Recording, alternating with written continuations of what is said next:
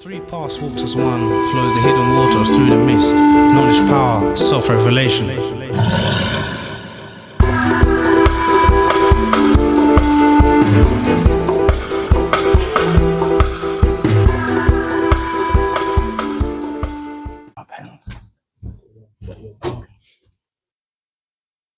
Alright, wicked.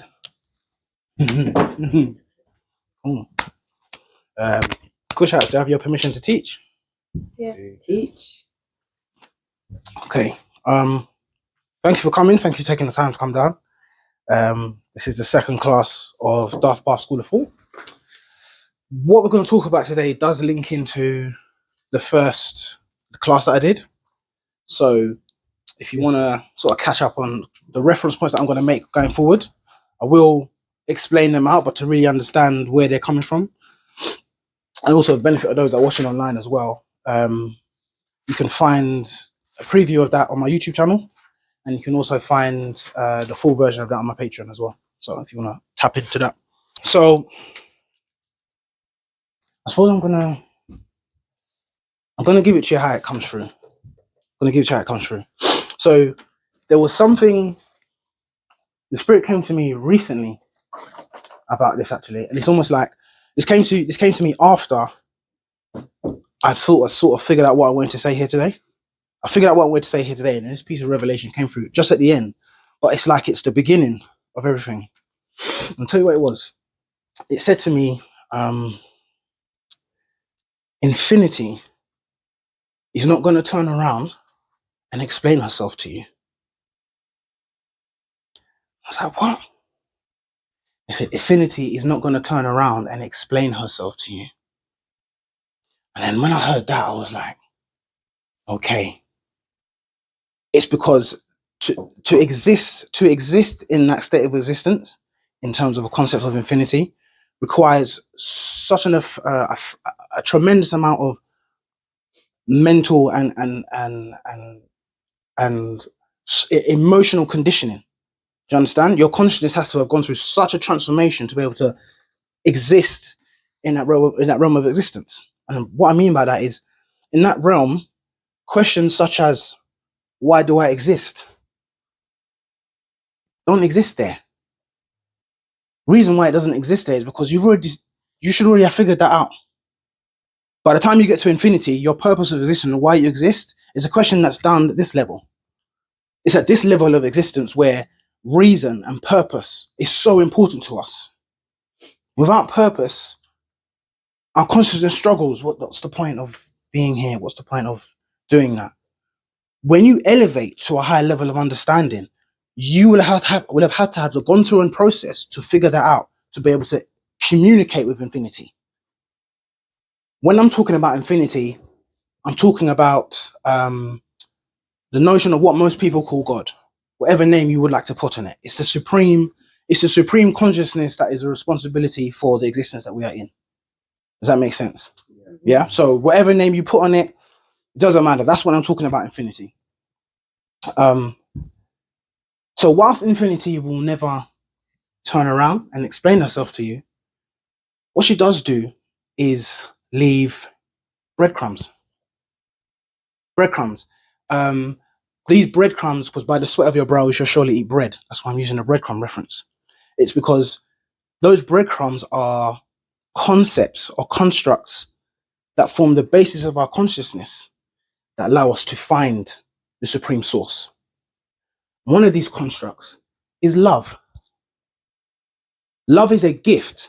Love is an idea. Love is a concept that is a gift, that is a breadcrumb from the supreme creative force about how you approach me and how you find me and how you begin to develop your consciousness in order to be able to abide in the shadow of the Almighty.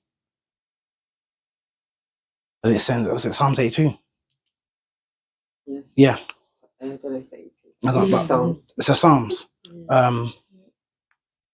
He that dwelleth in the secret place of the Most High shall abide in the shadow of the Almighty. So, this is something I'll talk about. To be in the shadow of something is to be close to it. Just like when you have a child, your child must walk in your shadow. To what? Understand and learn your direction, the path that you're supposed to be taking it on.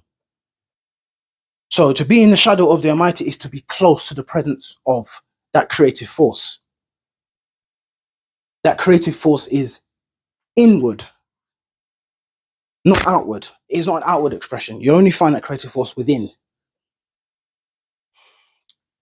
So now, that's the revelation that's come through. How does that now relate back to when I was talking about the War of the Room in the first class called the War of the Room? And what I did there was that I used the Matrix series to show how they revealed a hidden code as to how you maintain sovereignty over your own awareness, over your own consciousness. Sovereignty to be able to determine the real world from the fake world. If you remember, so I think most of us have seen the film in here, right? You understand that concept of what is shown, the real world and the fake world, the ability to discern, to be aware, to have consciousness. And the key to obtaining that consciousness within the Matrix was the relationship between Neo and Trinity. That relationship represented what's known as a Christ consciousness. And I'll explain that. I'll explain that what I mean. So doing wound. Okay. Most of us have seen that the name Neo is just one. The letters rearranged. Make sense? Yeah. So Neo is one, which is representative of the ego. Word ego means one. Okay. So Neo, being one, must build a relationship with Trinity. Trinity represents the relationship. Neo, one, had to find a relationship with Trinity. Now, Trinity represents relationship in that concept. And the reason why she represents relationship is because I'm going to show you what reason why she's called the Trinity. So I need to make that big enough for you to see. Lefty as well now. This is the Trinity. Man, womb, man. Man, woman, God. Yeah? This is the Trinity. The reason why she represents the balance or the relationship is because the Trinity here requires, in order to obtain this point here at the top, these two polarities must come closer and closer together. You see that the gap between these two is reducing. What this represents is that man learns more about himself through relationship with his other half. That's why when you enter into a marriage and some sort of spiritual connection, the other person is called your other half or your spouse. So in order for you to obtain divinity, man must learn more about himself from woman, and woman must learn about more herself from man. You complete one another. You are two halves of the same key. And without that ability to reconcile and learn what it means, I come closer to you, you come closer to me, until we begin to understand each other's perspectives, viewpoints, feelings, and emotions. So that over time, you begin to operate as one entity. Making sense? Because the supreme creative force is neither masculine nor feminine. It is both. So, of course, life then must express itself in the manner of its creative force. If the supreme creative force is neither masculine nor feminine, then the reflection of the creative force will neither just be in either man or woman. It will be in both. I require you to learn about the secrets of one another, that you might find me in the midst. Because when two or three are gathered in my name, there I am in the midst of them. I am in the midst of the relationship between masculine and feminine principles. And it's only through that balance and that nexus point do you approach divinity. Anything outside of that, you fall out of the realm of divinity because you're not in balance with balancing the two opposing forces of reality, which is masculine thought and feminine thought. The reason why I emphasize the word thought is because I'm calling upon the universal laws that you will see in the Kabbalion. The first universal law is a law of mentalism. It says that all things proceed from a thought. The universe is mental. Before anything can come into being and manifest, it first has to be in the thought, in the mind. Consciousness is the movement of thought, ideas, and concepts. So that is what Trinity represents. Trinity, in the word Trinity, means three. And there we have it. Why 13? Because 13 is the Christ number. It represents the completion of the circle. Because you have 12 disciples, one Christ. 12 and 1 gives you the 13. They tell you that number 13 is unlucky to subconsciously keep you away from the energy of that number. So when Neo and Trinity come together, the names are a code for the number 13, representing Christ energy. Man as masculine thought as one, woman representing the balance. Ego finds balance. I can lift. I can raise and become aware of myself. Yeah. So that's the code that's written out throughout that entire film series. Now, what is important to how this came about was it was love. It was love that allowed this to occur. Remember, I said that love is one of the breadcrumbs, one of the concepts given by infinity for us to be able to find her presence within ourselves. Yeah.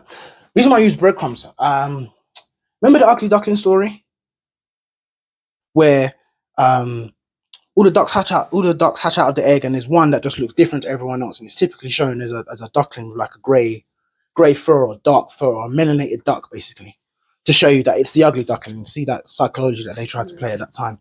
But the reason why I use that analogy is because it's not until the nature of that duckling began to mature in itself and it began to see a transformation that it realized, oh, I've been hanging around with things that are not of my nature, which is why I cannot relate, which is why I'm termed as ugly, which is why I am rejected. I am set apart. And it's only when the nature of that became apparent in the ugly duckling that I realized, I'm supposed to be over there. My nature is meant to be different than what I'm surrounded by. I'm meant to graduate from my current surroundings that I've been born in. But what sleeps in me is a hidden piece of the creative divine that will allow me to ascend to divinity, which is what the swan represents, that it generates into. From the ugly duckling to the swan.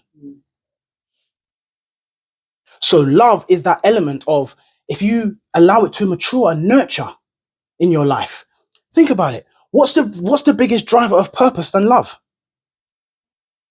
What gives us purpose more so than love in this existence? Now do you see why it is the breadcrumb of the infinite? Because I've given it to you that if you can explore this, then you solve the problem that allows you to go through the gate. Because on this side, you cannot question why you exist. You must know it. So you must go through a process of learning, using the tools that I've given you to build it for yourself. About what is the reason that you exist. And just to make it a little bit easier for you, I give you this concept. I built it into the structure of your soul. It sits in your heart, called love. If you can pay attention to this concept, it will give you the reasons as to why you exist. And that is effectively your own passcode of getting through this particular gate. Very subtle, isn't it?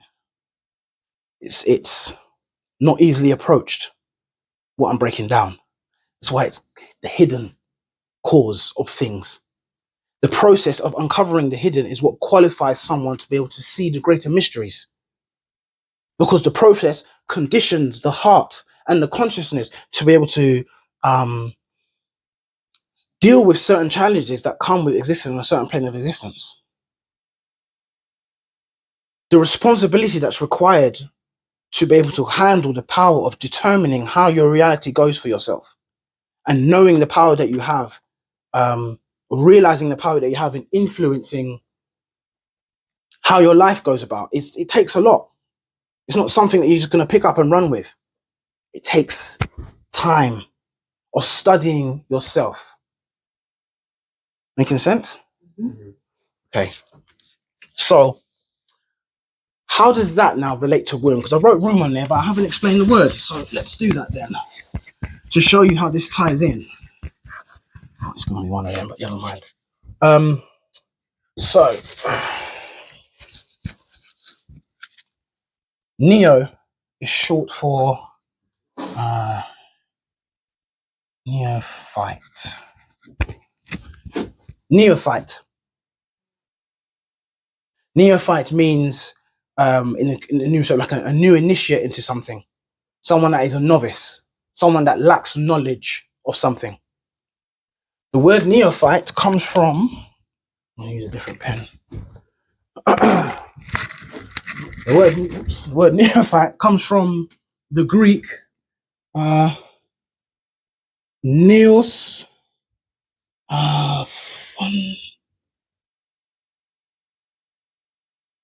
funton, I believe.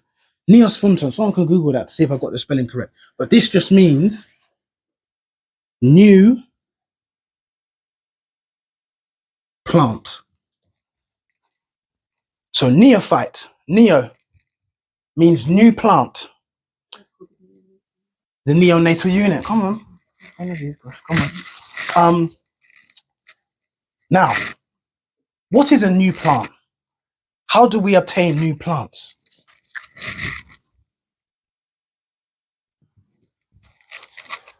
A new plant is a seed, right?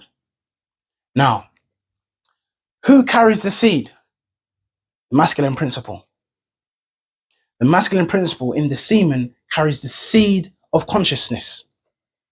The womb is where that consciousness is able to be nurtured and manifested into a thing.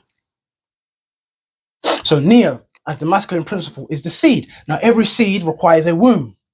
Now, when I bring into your understanding that the word matrix means womb. So when Neo is being plugged, a neophyte, new seed, is being plugged into the matrix, is being plugged into an artificial womb so that it can project an artificial consciousness. So before Morpheus wakes Neo up, he's in a world that he thinks is real. He is asleep because the organic womb that is meant to bring forth consciousness into this life has been replaced by an artificial agenda, artificial intelligence agenda, AI agenda. And that's what I was talking about, warning about in the first class, that we will miss the trick if you do not pay attention to the basic fundamentals of reality that we've been given as a gift, as a stepping stone, as a lily pad to understanding who and truly what we are, because we have lost the understanding that the biggest pursuit of this existence is to understand why you exist in the first place. Because understanding your purpose gives you reason for your action, for your thoughts, for your emotions, for your feelings. It's the central driving force. So if you confuse a people and take them away from the ability to determine that for themselves, you limit expression of consciousness in the physical reality. And that's essentially what was happening in the Matrix, because human beings were no longer being born, they were being grown, like rice in the field. What's to come? It is a warning. It's a warning of what is to come, because it will slowly weave its way in to how we live our lives. It's already doing it. You think Instagram isn't being run by an artificial? It knows what to pop up, what to show you, what time. It's determining what sits on the algorithm. It's a mimic and a mirror of human consciousness, and we are falling into the trap of lean not on thy own understanding, is it not said? We're leaning on our own understanding and glorifying our own technology, as it were. And that's exactly what they said in the beginning of the Matrix about what's happening. Man fell in love with the wrong thing. There's a hallmark of where we're going. Man fell in love with the wrong thing.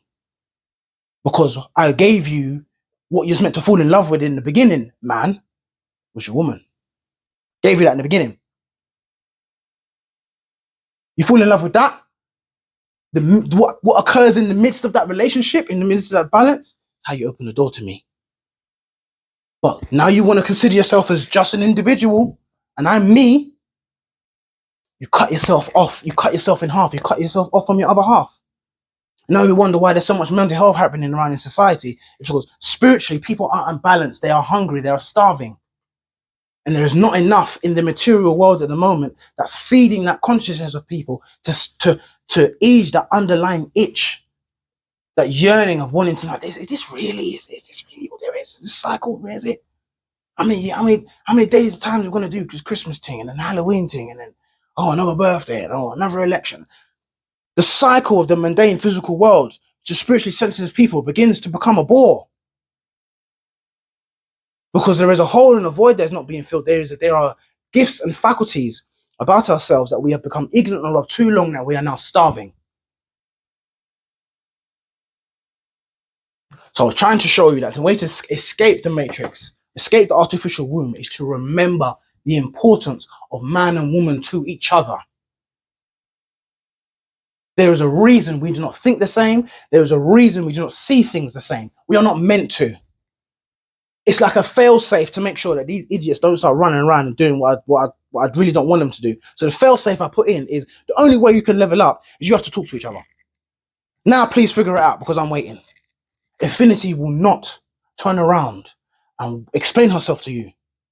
I've given you things to work with. Chop, chop. Because guess what? All I've got is time.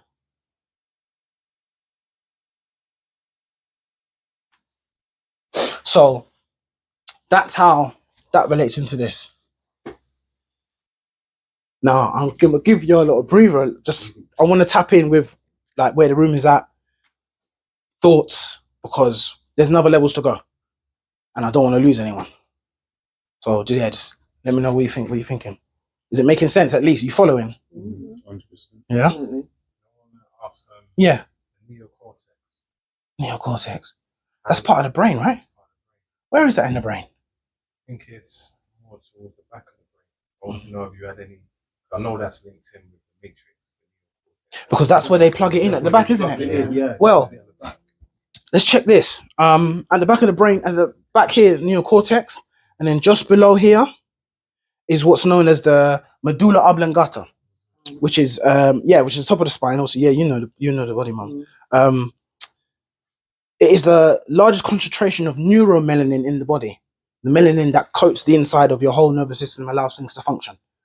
Melanin on the outside is a hallmark, a sign of your potential, but it's not the determining factor of your spiritual capability.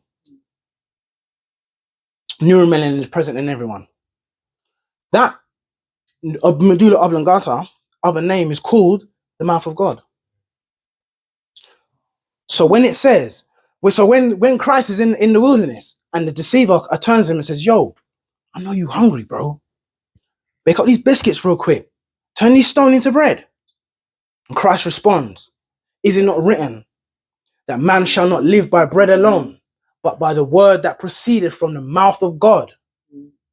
What that scripture is talking about and referencing is this medulla oblongata organ becoming functioning, becoming awakened, that you might hear spiritual inspiration and intuition that comes from outside of the physical laws of the universe. So the physical bread that you might make with your hands, yes, will sustain you to a point, but there is an essence in you that if ignored will starve and is only fed by knowledge of self. It's only by understanding yourself internally from a spiritual perspective that you begin to feed that part of yourself. It's very simple.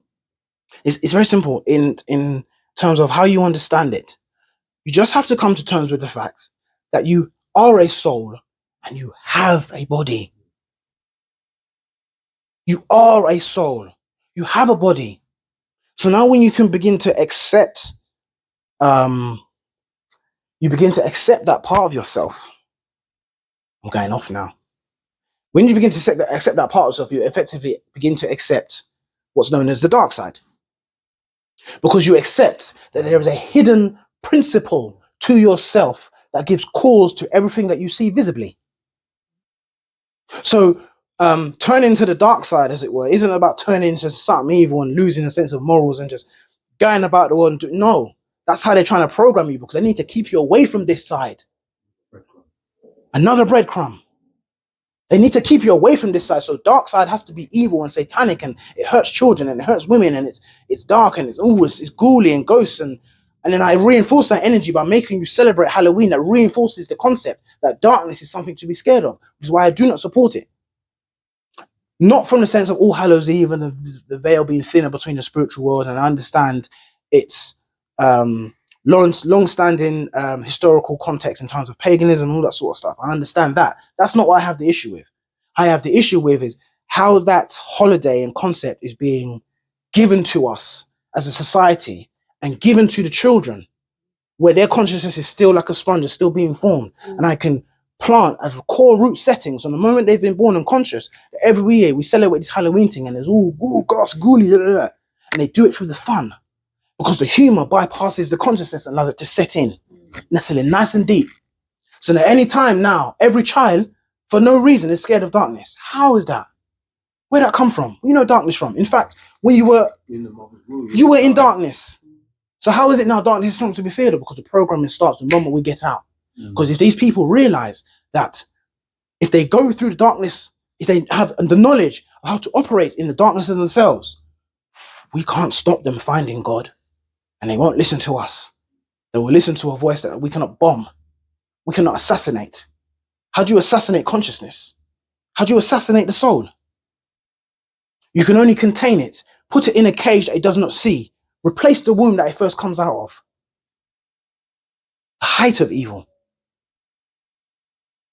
Just going back to the mouth of God. I know, like when babies are born, especially, the whole level of protection is around this area and this area here. Yeah. And the significance of that is basically, if it gets damaged, you literally shut the mouth of God. Yes. For that soul. Yeah. And it's funny because I remember, so my parents used to say, like, "Now let me lick you in your neck back." Yeah. Which you remember they probably didn't even realize what they were saying, because that threat was real.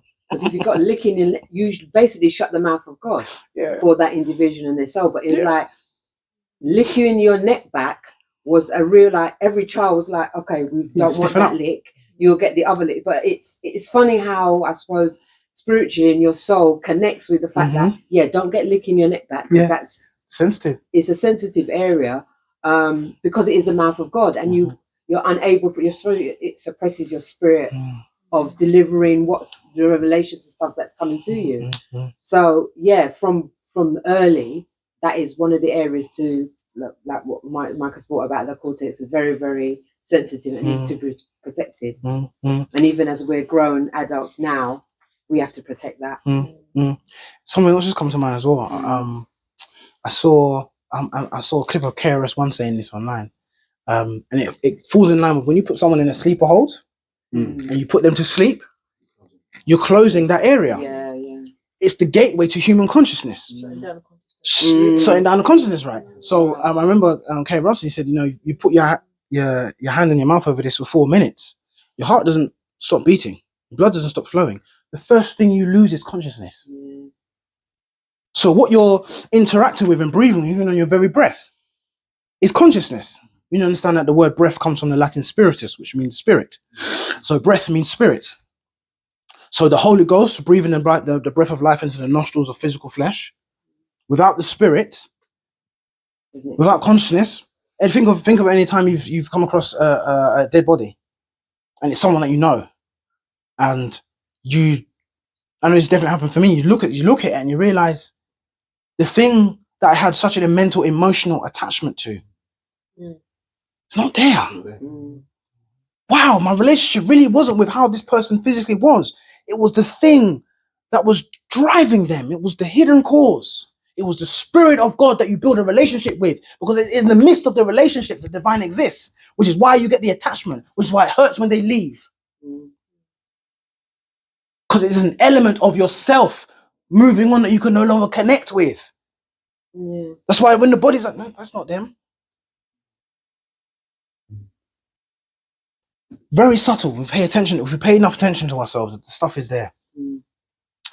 Any further thoughts? You happy for me to move on? Just Yeah, come on. From a long time when I met your mum, I used to look at marriage, and I used to always look to a verse in scripture. Man must leave his woman, his parents, leave to his wife, to become one, which is a mystery. I learned that from you. Yeah, That was the foundation of me allowing to build that concept when you told me that. Man must cleave to his woman. Always on, but what I was always homing into was the mystery. What is the mystery? Right. I'm showing you. Like, why is that important, sort of thing? Yeah. Because your mum and dad are your mum and It was dad. already Written in there. code. You know. It was already there, but it wasn't explored any further than religious context. Because you only know what you know. You can only do it at the time that you're supposed to do it. You can't plant carrots in time of yam. So you can't get caught up on the fact of what you didn't know and not seeing things. That's everything right timing. It was the fact that if you long as your conscience is sensitive enough to learning, it will come in at the right time. It will come in at the right time. So talking about energy.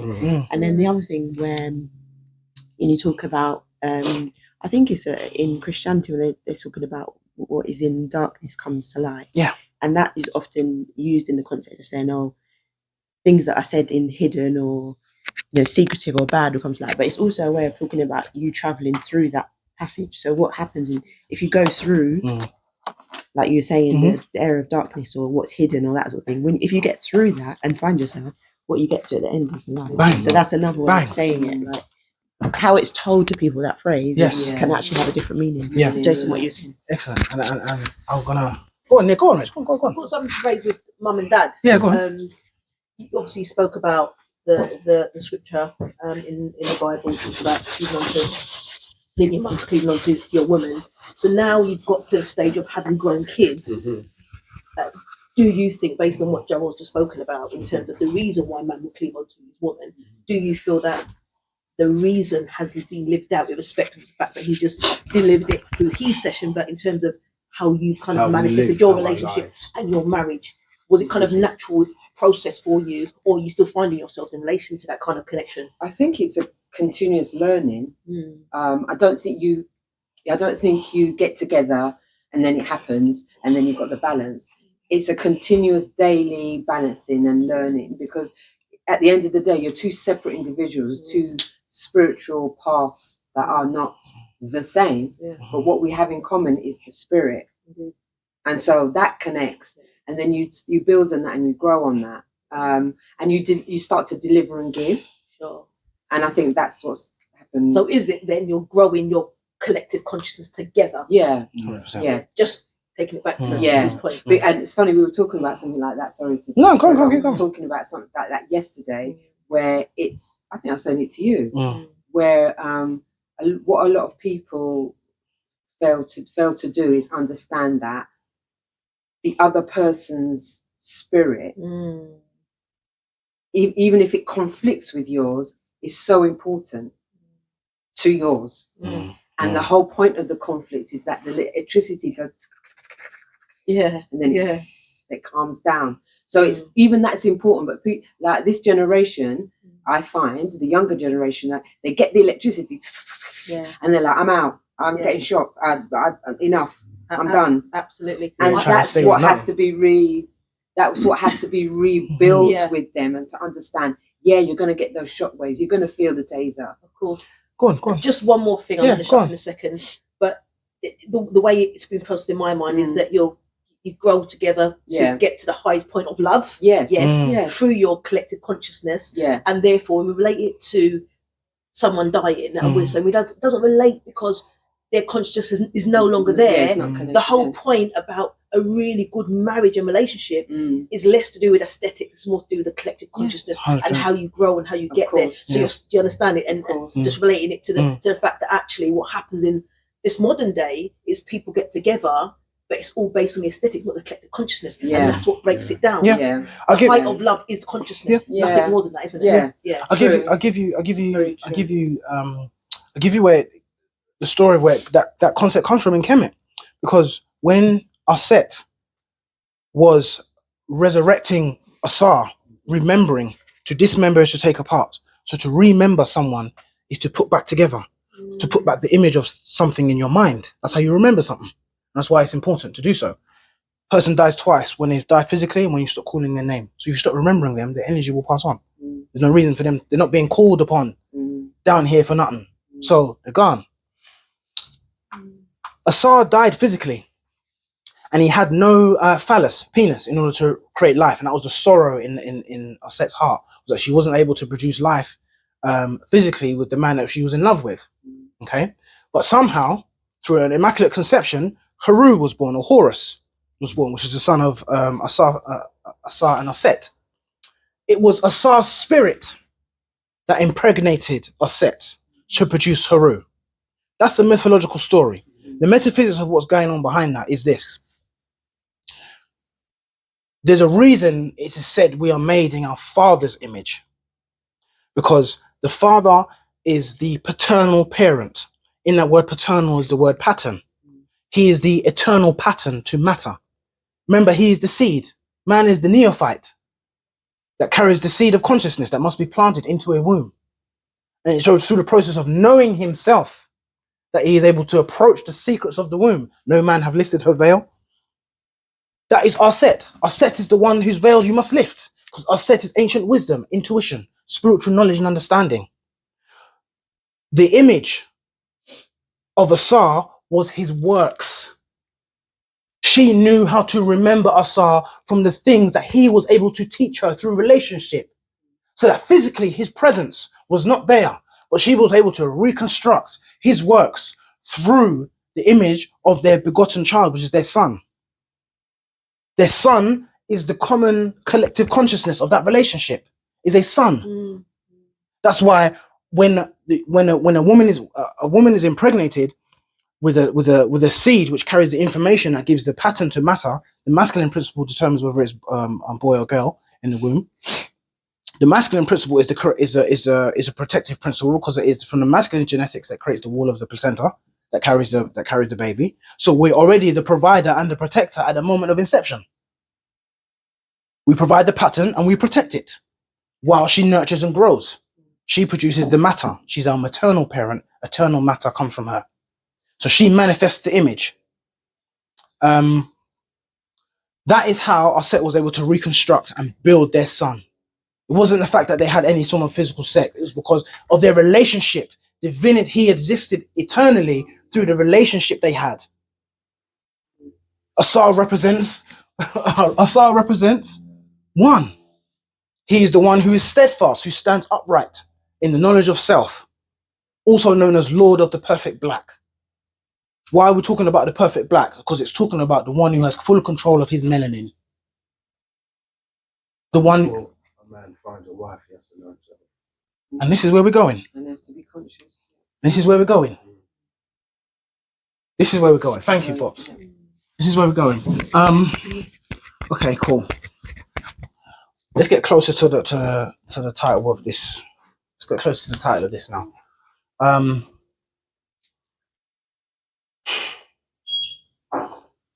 We said that in order for Neo to become one, he had to find Trinity to become Christ. Okay, and that's how he got out. But when you take into account the fourth film, you see what happens in that film. It's completely about Trinity's awakening. The only way in which Neo and Trinity could truly escape the Matrix in that film, when you take note of it, was to become Christ in both worlds. When I say both worlds in the film, when they were plugged out of the Matrix, they were aware of who and what they are. Neo was the one in that world. When they went into the underground, when they went to Zion Underground, and he was worshipped as a Christ, he was worshipped as a Christ figure in that film. Okay? Where was I going with that? It will come back. He was worshipped as a Christ. He was worshipped as a Christ figure. But he still, in the fourth film, was not truly free because he didn't have his other half. He had to go back into the Matrix and awaken Trinity. Now, the hallmark of that was actually not given in the fourth film, it was actually given in the second film. And I'll show you how this comes into this. Show you how this comes in. It's beautiful. So 13 represents Neo coming to the realization that he is the one, Christ. Okay. They have to resurrect one another. This is the Asarian story again. Aset and Asar resurrecting the dead. How did it happen? First off, Trinity resurrected Neo in the first Matrix when he was fighting the agent underground and then sort of got the upper hand and ran away. And then he come around the corner again and the agent was standing and shot him 3 times in the chest. And he died.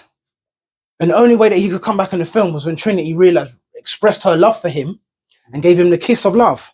That is Aset resurrecting Asar from a spiritual perspective because he was physically dead. But she reawoken his consciousness through love. And that's how Neo was resurrected. Now, think about it like this. Neo represents one. As the masculine principle, you're lying dead flat. And then you come forth by day in the morning. You are erected. You are raised up. The only thing that gets us men excited is the feminine. The feminine is the only thing that allows us to resurrect.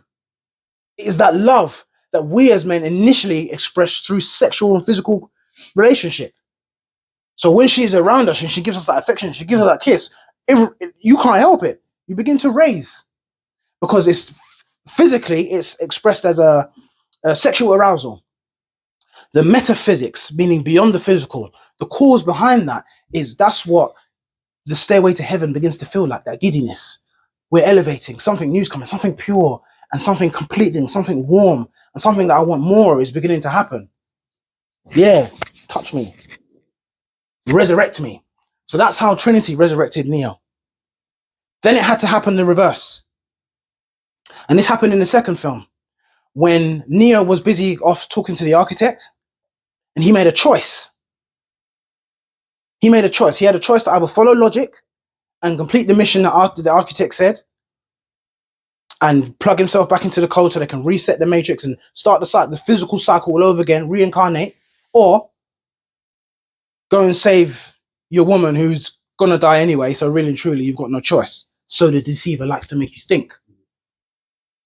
Neo chose his heart over his head and went and raced like Superman, speed of light. Because Trinity at this time was jumping out of a burning building with the agent shooting down on her. She got hit in the heart and she was falling. She was falling in consciousness in an artificial world. And Horus, the hero, had to come through like a lightning bolt, like a flash of lightning, as Thor, the hero, to come in and save her before he hits the ground. And she brought him up. She brought her up onto like a rectangular table. The table is the tabernacle. So the code in that scene is Trinity of balance is being placed on the tabernacle. And Neo, as the one, represents divine will. The number one as a concept is a concept of something that is absolute. It is fully understanding and standing upright in the awareness of what it is. So its will is strong. So Neo is acting as the will in that moment. As the feminine is dying, what does he say? He said, I do not believe that this is how things must go. That's the will talking. That's the willpower. And then what does he do? Through knowledge of self, he's able to manipulate his artificial reality. And he reaches his hand into Trinity's heart and flutters it with a vibration or the touch of love. And in that scene, if you watch it back again, the matrix code around that scene turns golden. And he takes out the bullet and resurrects her heart. The reason why it's golden, because it's a signal or a code for saying she has come forth by day, which is the original name of the what they call the Book of the Dead. The Book of the Dead is all about the Asarian ritual rites of how to resurrect the soul through wisdom. And it's written in ceremonial priesthood code, which is why it's very hard to get anything out of. But the original name is coming forth by day. Just as the sun comes forth by day above the horizon, light returns to earth.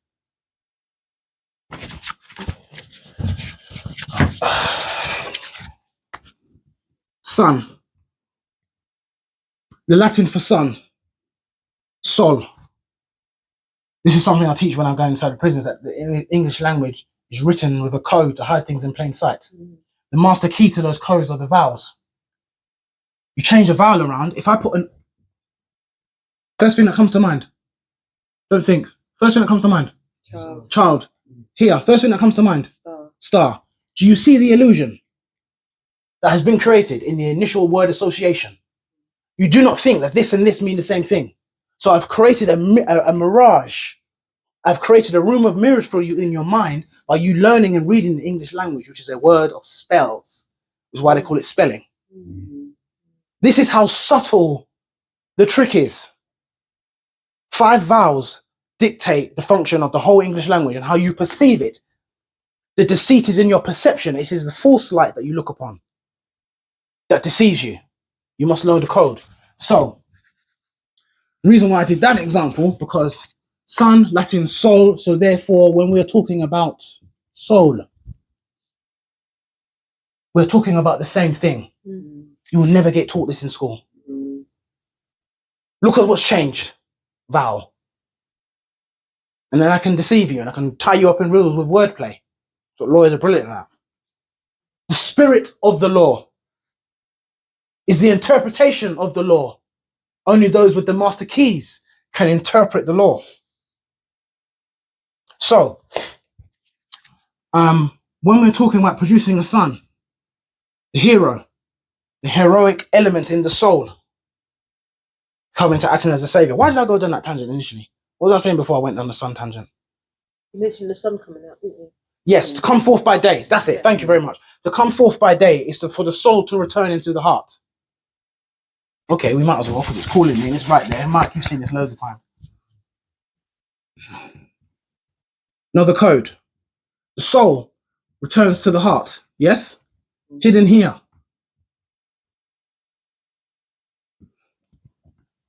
They are one and the same. Yeah, the other way around. You exist on earth physically. You exist on earth spiritually. Because this is where the soul is. The soul is in the heart. So as you come forth by day, as your soul enters the heart in the moment of inception, and you are born physical flesh, come down from the spirit, so as the sun comes up in the daytime and removes the night sky, and you awaken and you are born. So physically we come forth by day, spiritually we come forth by day, when the soul is ignited in the heart. Any comments before I move on? Any thoughts? And is it making sense? Yes. Yeah? Okay. So that is how Neo resurrected Trinity. Yeah? So they resurrected one another. So they have both played out the Osirian drama from the masculine and feminine perspective. They have become balanced. And to confirm that this is the case, when Trinity came back to life, the first thing she said to Neo was, I guess that makes us even. And I get so excited about this because I just think it's brilliant. Because she said, this is the code. This is what, if you don't know the codes, you'll never see it. She said, I guess that makes us even. So he has become Christ. In that moment, she has been resurrected, and she has become Christ. Make us even.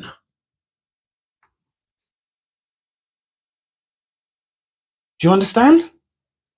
These are odd numbers. Yeah. Oh yeah, of course. Make us even. Yeah.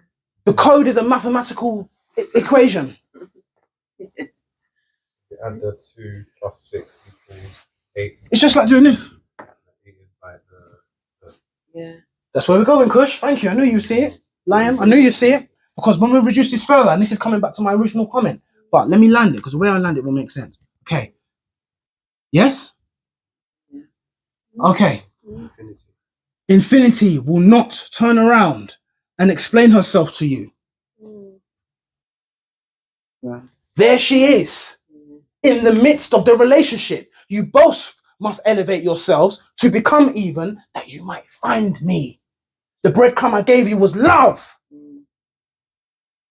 So it can't be, the relationship cannot be one-sided. No. That's why it doesn't It's gotta be balance out. balanced. Has to be balanced. That's why it doesn't work.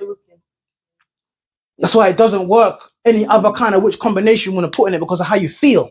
There's an imbalance in your consciousness that's not allowing you to observe universal law. Universe is impartial. It doesn't care about your personal feelings. It only cares about, has this law been obeyed or not? Yes or no? There is no in between. Always a constant state of imbalance, because it's the way out young people are taught about relationships.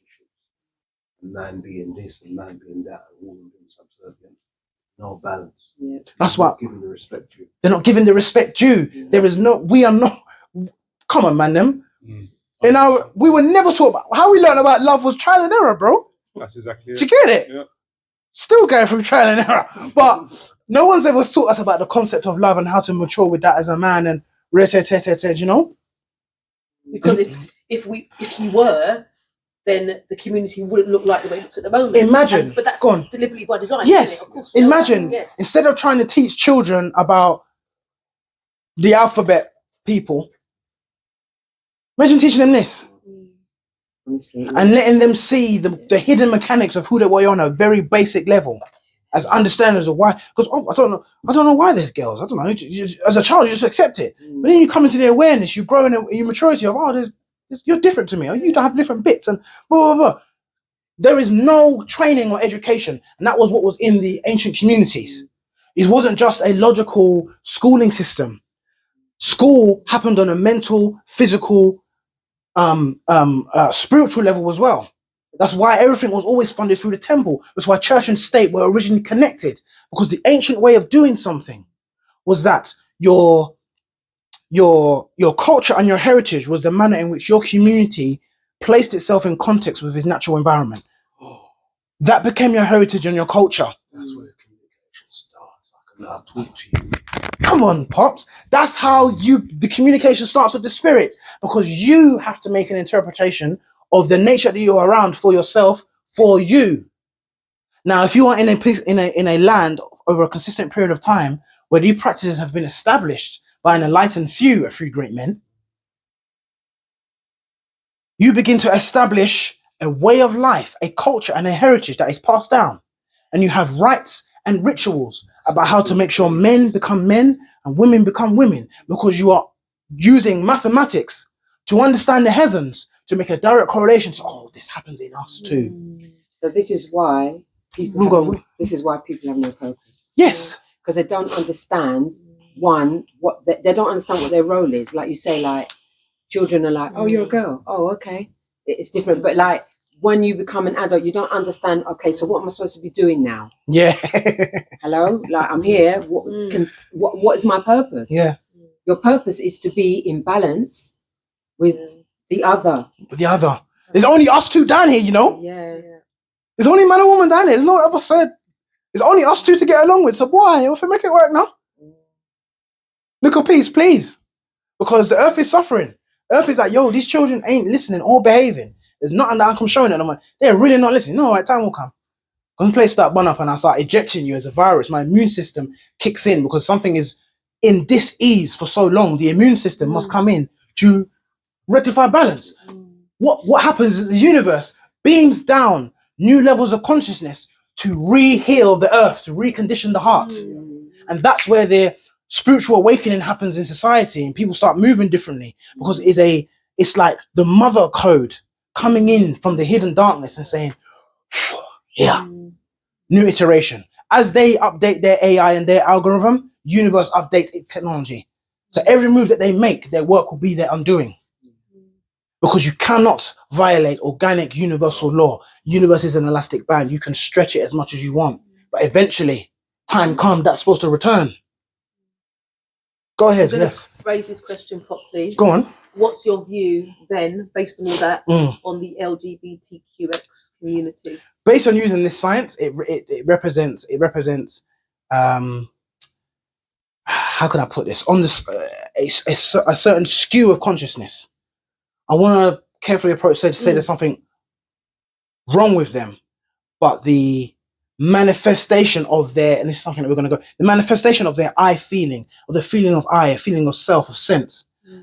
There's an imbalance and disharmony somewhere. That means it's looking, the universe is trying to balance itself in their equation, but certain factors have been disturbed and been disrupted to produce a configuration that is looking for its opposite polarity in the wrong place. everything has a spiritual cause. I'm not talking about emotion and morality and feelings. I'm purely talking about from an energy level perspective. Positive and negative are required to create a disbalance in pressure and energy force to allow motion and movement. If there is not an interaction of polarities, there is no movement. And where there is no movement, there is no vibration, there is no life, and the fundamental laws of the universe cease to exist. So without the balance of the polarity, you go down a sliding slope scale of society disintegrating. We have evidence of this in all the previous ancient civilizations throughout the world. The rise in that type of behavior coincided with the fall of that society. So that's all I'm going to say on them. This is where infinity is. She's there again. I love that she can't be disrupted. For what? It's this. She's. Where is it? Where is disruption? Is there such a word as irredisruptible? Undisruptible, maybe. Maybe, but making up my own. Yeah. It's like nothing stops it being what it's supposed to be. Exactly. So going back to like just finishing off what you just said there about our other communities. Nothing stops that being what it's supposed to be. Nothing stops that what's supposed to be. Nothing that is of balance and of spirituality. Yeah. Stops it being what it's supposed to be. Everything else are additions and yeah, fine, whatever. But this is our purpose here. That's why we're here, is to create balance and to create the equilibrium. Because What it's supposed to do. we're supposed to be able to communicate with the divine once we find infinity. Yeah. And that's why the pyramids and certain great ornaments were built, because that information came from above. Yes. Once these people found themselves with whoever, then the communication could happen. If I encode this mathematics into the way in which I build my buildings, that I then take the younglings to go to school in, and then all I have to do is teach them about how the building that they are in was made, that they might understand the secrets of things that they cannot see. And then when they step out of the temple, they realize that, oh, the soul is in a building.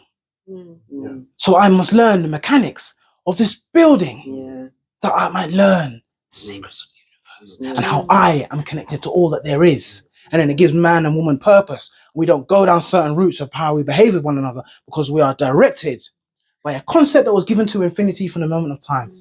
Love needs to be an element in their consciousness, please. Now there's more. It tells you what love is. Are we ready to? Yeah, we can kick? Yeah. Okay. Because now we're getting into what I was actually wanting to talk about. Okay. So we've been shown the key to maintaining sovereignty of your own consciousness, which is a relationship between masculine and feminine principles. Okay. We are required to build our own purpose. And one of the tools that we've been given to build our purpose around is the concept of love. So we must build a concept for ourselves of what love is for ourselves. And that's what gives us our purpose. So this is how it came down to me. Okay, if I must build a concept of what love is, or self-love, this is how it came down. I'll spell it out. Get my back end right. Self. Love. Okay? This is how it came through. Self. What is self? Self is an I feeling. The feeling that you have of being me.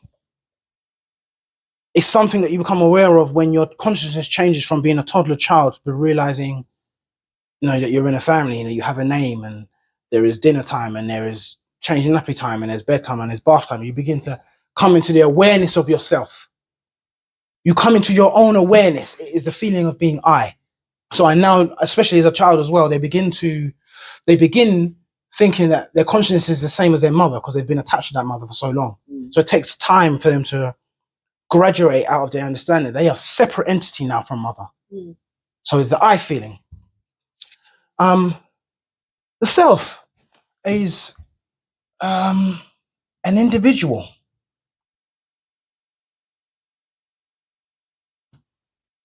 The self is also ego. And then what came through? Love. Oh, I've done it wrong. That is the feeling. Love is a feeling. Love implies relationship.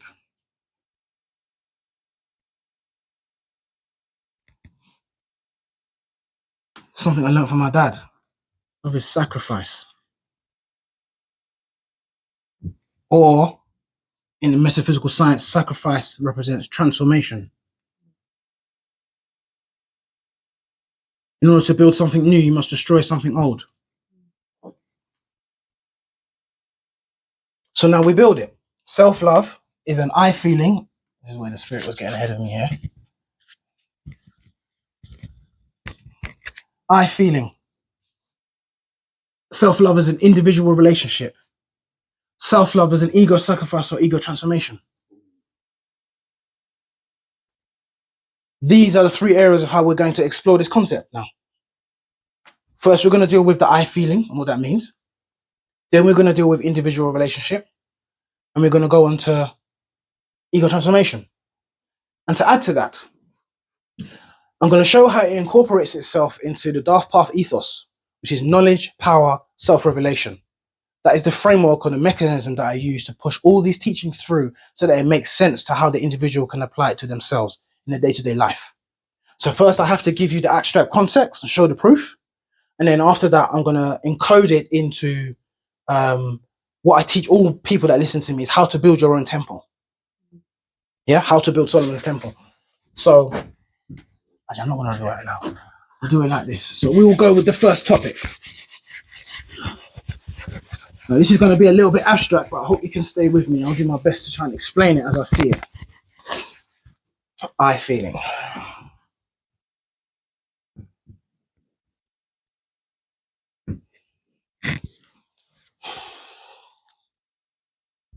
Knowledge, power, self-revelation.